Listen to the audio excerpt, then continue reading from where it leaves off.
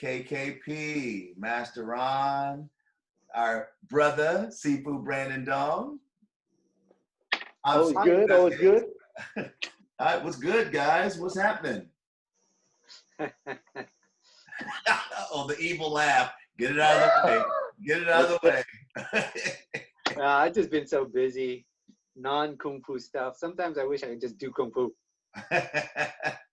Yeah, I hear that. But you've been really good about posting on Instagram live, or not live, but at least on your stories, which I've been really enjoying. Thanks. Yeah, really good stuff. Really good stuff.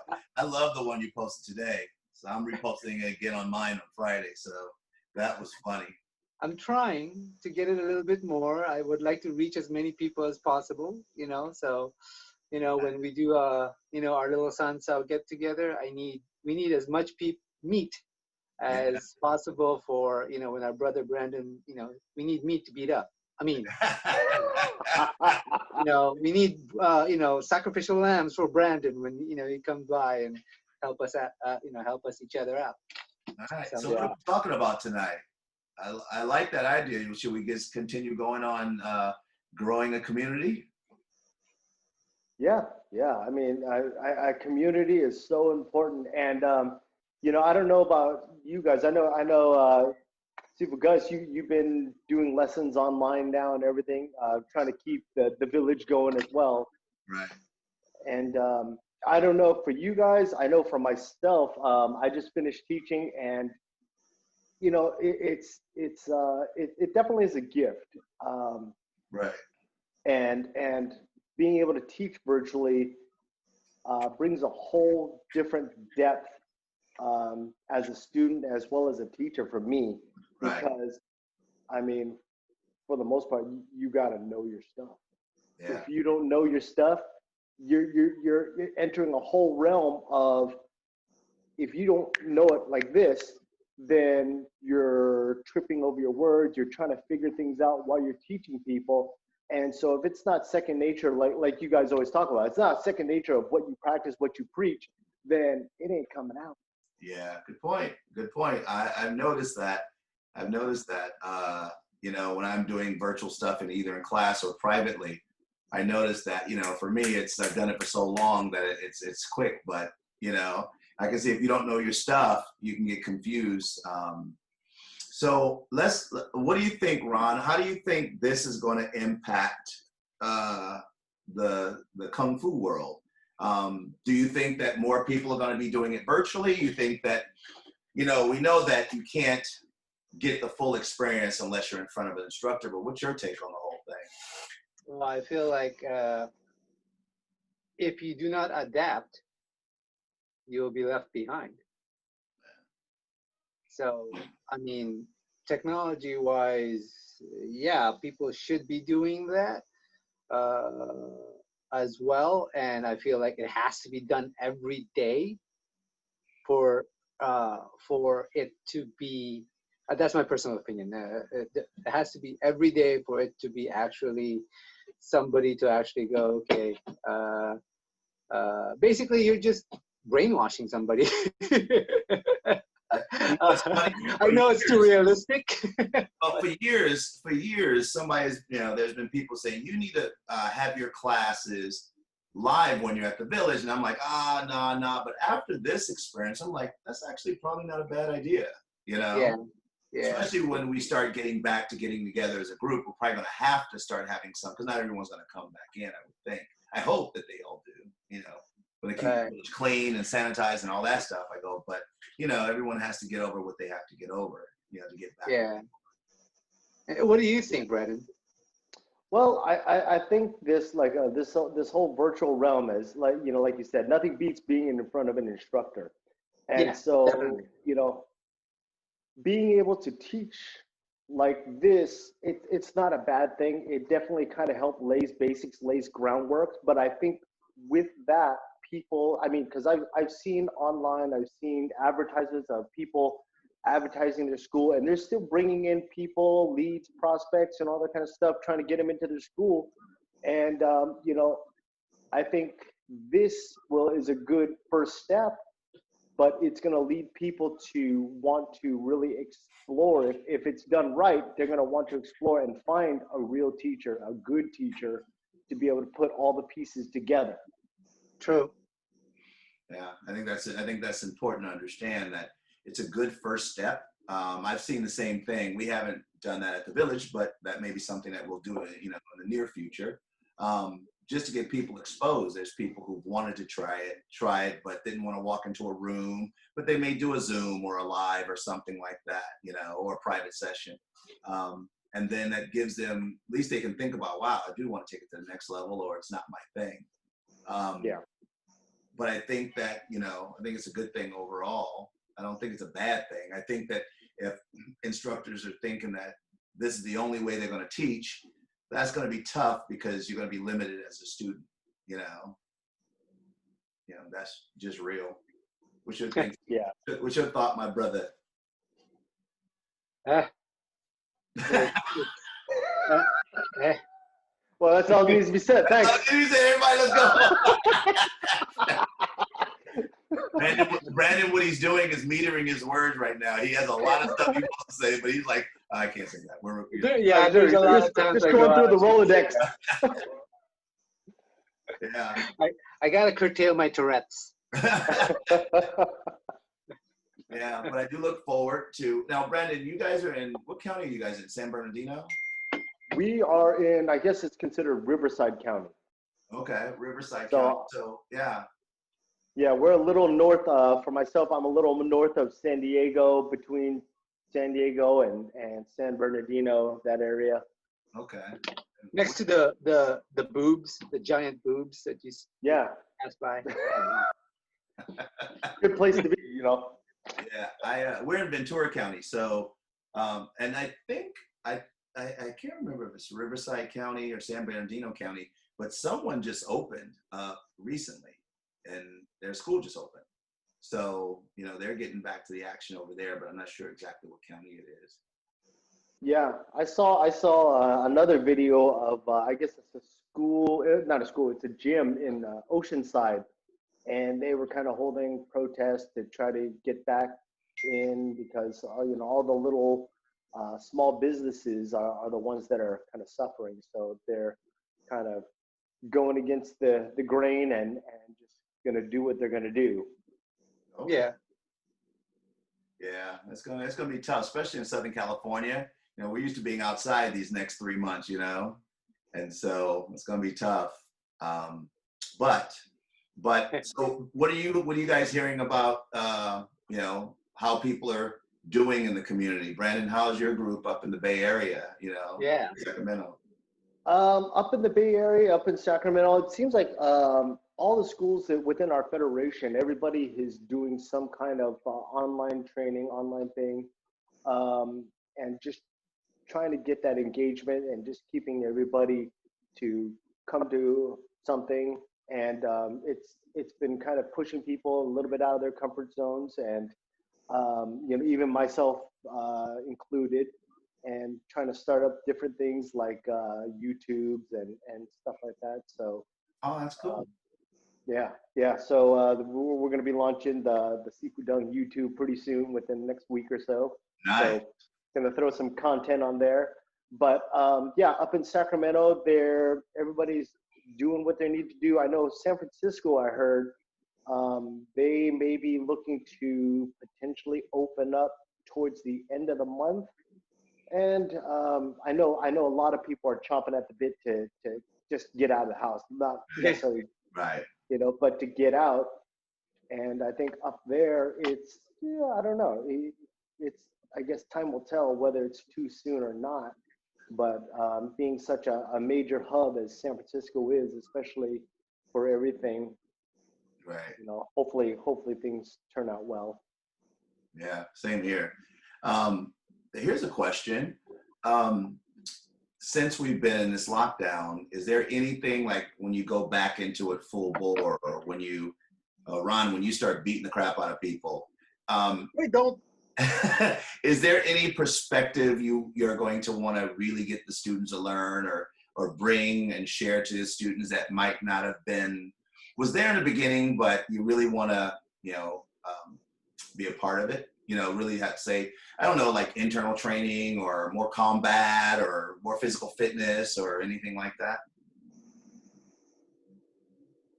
Anybody? Me? Anybody? Both of you guys. Brandon's the guest. Brandon's the guest. He has to listen. He has to answer first. Oh man, this feels like we're on King Kong Palm again. So I think the biggest thing that is really going to kind of go full blown is get right back into connecting and you know, sharing that connection with somebody when you're in a combative situation, whether you're in just a teaching situation, but having that connection and that contact with somebody and really expressing the importance of it, because one, it's going to be lacking on because this is how we've been teaching for a while, but you know, that connection and that antenna to somebody when you're talking about combat is so important. Yeah. And I think, like I said, it's going to kind of start connecting the dots a little bit more for them. Right. Because I'm starting to see a whole, now, you know, Gus and I have been like basically perusing through, YouTube, stuff like that. And it's always very difficult to find any kind of combat applications. Now there's a lot more that I'm finding, you know, and from, not from people of the same crew, but these, you know, Chinese masters coming up and starting to actually show them. So I'm glad that they're starting to do that, or at least I'm starting to find them at least, because you know, you can't take them to your grave, you know. Yeah, and some have. So, you know, we hope that we can get that, you know, at least do our part, you know, and have people continue to share their stuff, you know, put more stuff on out there on YouTube. I mean, YouTube is a platform to really that everybody can go, because, you know, Facebook, you got to be a friend, Instagram, you got to follow, but on YouTube, you can just go to the channel, watch it, and go on about your day, you know. Yeah. So that's my thing, is I want to see, you know, now the world is open when it comes to martial arts, and Kung Fu has always been known to be so secretive. I hope that people will start putting their hand-to-hand combat out there. You know, I know people will contact me and they will talk to me about stuff, and my whole thing is like, that's great, put in a video. You know, all these phones have cameras now, so just put in the video. I mean, if you're walking around with a phone without a camera, you're back in 1981. Even the Nokia brick had something. Exactly. So I just think that that's a, you know, the Kung Fu community really needs to step up that way. You know, like I said, my thing is I'm not going to sit and argue with someone over forms. You know, I'm just not going to sit and argue with someone over forms. And I love forms, but give me the bigger picture. Give me the bigger why. Why am I doing this? You know? Yeah. So I think that's important. I hope that's, you know, we were doing it before, but my plan is to continue that, you know, once we come out of this and get back into regular classes and stuff like that, you know. Yeah, I've been kind of perusing, and of course, you know, once you open up YouTube, they throw all this stuff at you, thinking this is what you want to see, Right. and you know, and I click on some of it and give people their views, and I look at a lot of it, and you know, one of the things that it, you know, because of course MMA is always the big thing right now, and UFC and all that kind of stuff, and it's great for what it is. But with Kung Fu and, you know, the time that we've all dedicated to becoming Kung Fu practitioners, it has really made me appreciate what I do. And you know, for people, you know, and I hope this goes kind of across the board for everybody, where people don't try to jump on the bandwagon of let me make my art MMA. Instead of that, let's explore your art like you guys talk about, and embrace your art and make your art work. Right. You know, and that's what I love about that idea of with King Kong Palm and what you guys are doing is it's not saying, hey, you know what, your stuff sucks, but it's saying, hey, you know what, let's explore, let's make things better, and let's make you evolve as a martial artist. And I mean, what more can you ask for? Right, right. No, and I think that, you know, I think that the Kung Fu community should be ever evolving. I think it should, I don't think that it should become, do what's popular, you know. I think it should do its own thing at its highest level, you know. You got closed-minded people. You got people who just follow weird-ass mystics. You got people. Hey, don't talk about the chi ball. I like the chi ball. I'll be shooting one on Friday. No, that's real. That's why I showed that. You know, that's real shit, man. You know, but there's just so much closed-mindedness in every art, no matter if it's karate and stuff like that. But at least, I mean, Kung Fu is this organized chaos. Yeah. You know, when I talk to a lot of people in the karate community, they're very organized. They're very hierarchical. You know, and in the community, it's always like, I'm better, I'm better, I'm better. Or I have this, so I'm better. Oh, I'm going to take this to my grave because it's only a secret. And blah, blah, blah. Oh, no, we're like this. So it's just a mess. And, and trying to navigate through that, you know, Brandon, Gus and I, it's like we keep getting, you know, pies thrown at us constantly, and we're just kind of blocking them, going, stop. Another pie. Boom, stop. You know, and then we always kind of tell them, look, if you have something to talk about, tell us, and don't just spout words, show it. And so it's just that closed-mindedness that, you know, that, I don't know, it's just really hard to deal with. Yeah, it is. That's one of the reasons why I left Kung Fu community and just traveled for like 10 years. Yeah.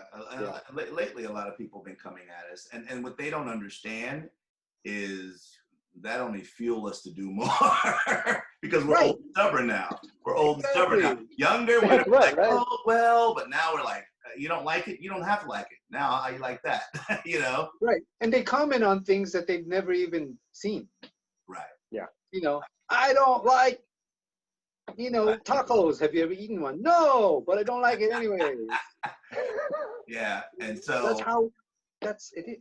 Well, and martial arts is huge, and it goes back thousands of years. And to say, well, we got it 55 years ago is like, well, that's fine, but you got the 55-year version of it, not the 2,000-year version of it. You know, and when people come at us, which, like I say, they have been, which is fine. For me, I'm too old to care about someone not liking what I do. You know, when I was a teenager or younger, that might have had a place in my head. But now I'm like, all right, let's put 80 King Kong palms up a week now. Yeah, exactly. Oh, you don't like it? Here, eat some more. More. Yeah. Well, yeah. I feel like, you know, I know it's not true, but I feel like we're an anomaly. You know, of course, including our brother Brandon here. It's kind of like this open-mindedness is so hard to find. Yeah. At times. Yeah. Well, you know, I think the hard thing is that in most martial arts schools, you know, in every style across the board, ego has always been, you know, the fuel behind many martial arts, and that's why I think there's also so much closed-mindedness, is because people don't want to be thrown out of their little pond into the big ocean. They want to stay in that little pond. Let me feel good. Let me pat myself on the back. And, you know, let's not talk about reality. And it's just like, you know, rather than being open-minded and like I always used to tell my students, I go, you know, I've learned the same things from many of my masters over and over. And every time I've learned something new. And, you know, it should always be like that, because if you didn't learn something new, well, either you know it all and you're absolutely perfect, or you just weren't looking hard enough. Brandon, did you see the video of the Tai Chi master? I think just recently, I think it just recently happened. I just noticed it. Everyone's talking about it now. He's 69 years old. He just got knocked out by a Sanda fighter. And it's hard to watch. It's hard to watch. And my whole thing an amateur Sanda fighter. Exactly. And who was not one of the top fighters. and that's the thing. You know, I used to always say this to my karate friends. I go, how do you preach Miyagi, but you act like the Kobe Kai Dojo? You know, this guy, 69 years old, should have never been walking into the ring with anyone. You know, whether he could have beat him or not, he should have never been walking into the ring. This guy's 70 years old, basically. And guess what? It was brutal. If you ever get a chance to check it out, it was pretty brutal. I mean, it's embarrassing. It's not brutal. It's embarrassing is what happened. The way you get knocked out. It's like, listen. Well, yeah, the other guy was just pretty much punching him and looking at him going, that was easy. You know, and at that point, you should be cultivating a different aspect of your Kung Fu, because Kung Fu is huge again. Once again, it's huge. And so we shouldn't be trying to prove ourselves as great fighters at 69 years old, you know? Yeah. But still. Hell, at my age now, at 53, I'm like, I don't want to prove that I'm a good fighter. You know what? You can kick my butt. Absolutely. Good job for you. Good for you. You know, I'm not going to run, but I'm not going to get engaged back and forth with this whole craziness. And I'm sorry, if you're gonna go into a fight with silk clothes, you deserve to get beat. Yeah, that, or you get the ones that, you know, they get that repulse the monkey, like they're you know, I saw that one. They're good. Yeah. Or you get the, you know, of course, then you get the classic Wing Chun guy that they go into it like this, and these guys have watched this way too many movies. I hate to say it. Yeah. You practice that type of fighting to do that, you know. Exactly. If I ever hit my head and decide I want to do it, Brandon, give me a sedative so I can sit the hell down. See, I was always thought, you know, you beat the hell out of the guy first and then you pose. Don't pose beforehand. This guy posed afterwards. This guy posed all right. He posed in a sleeping position. Yeah, no, sleeping Lohan. Exactly. There you go. There you go. So I agree, and I think that there's so much out there, and there's a lot of good masters out there who have a lot of great information, and I think that there's a lot of younger martial artists who are hungry. They're hungry, you know, and those are the ones that we have to try to feed. You know, the hungry ones. You know, honor and respect the generation above us, but the young ones, you know, we can still play with those guys. We can still get them guys down the road because, you know, and snap of a finger, you know, Ron, you and I are gonna be like, oh my God, I'm too old. I just want to teach the hot girls. Even though I don't know what to do with them. You're gonna be the guy in the silk uniform. There you go. Handcuffs. I can see the handcuffs. And not the way. The fuzzy ones. The pink fuzzy ones. All right. That's nice. Exactly. So I wish that we could find you know, a group of good martial artists people have trained already, but who really want to take it up to the next level. I mean, that's what I would still love to do. That would be, and get together, you know, once a quarter, once a month, whatever the time is, and just train and improve, and they can go back to their respective arts and just, you know, just share this experience. You know, I don't know if we have that in the Kung Fu community. I haven't seen it. I've been looking for it because every time I go and I watch, I see people do seminars, you know, they're mostly form-based, you know, and that's fine, but I want to see something from a Kung Fu community that's more hand-to-hand based. And I don't know, have you guys seen any? I haven't seen any. Yeah, I mean, I don't know, not too much in terms of just straight up hand-to-hand. You know, I know some seminars that they say they'll teach some techniques and stuff like that, but again, you know, you guys know your technique is only as good as you can make it work. Yeah, because you can have all the cool names in the world, but if it doesn't work, then it doesn't work. Yeah. My immortal tiger should always work. Exactly, right? Like it didn't work this time. Sorry. Yeah. So I hope that once we come out of this, then we can start building a group, you know, that we can get together and and start, sharing and training, and so they can once again go back to their schools or their training groups, and that they can say, well, this is a good training method, that really works, that I've noticed that without having to think about it, I was able to use the skill that I've developed over all these years, Yeah. Right. So I hope that we can do that. I hope that, ego won't, ego always plays in martial arts, Ah, Yeah, ego always plays. I just hope that some people can get past it. We don't need yes. to build. Martial artists, some of the, like we were talking about, some of the toughest martial artists I know has the most fragile ego. Yeah. No matter how tough they are, just doink, and they get all mad. Yeah. Exactly. And you're like, oh, should I stand my ground or just reciprocate? Because doing King Kong Palm, and let's just, Brandon, with congratulations to you starting your YouTube channel, get ready for it, because you're gonna get attacked as well. So, that's just that's the nature of the beast. I think it's healthy. Yeah. I think it's healthy.